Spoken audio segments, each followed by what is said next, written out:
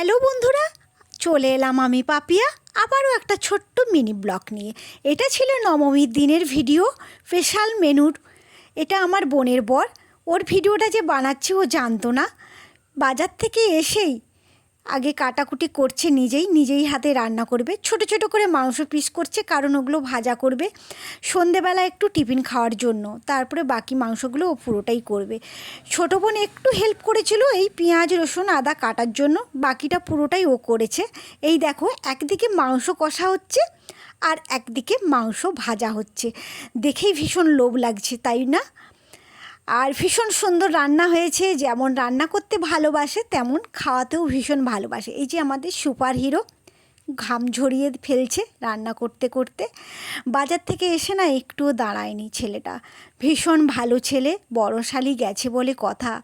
ভালোভাবে তোয়াজ করে খাওয়াচ্ছে আমাকে।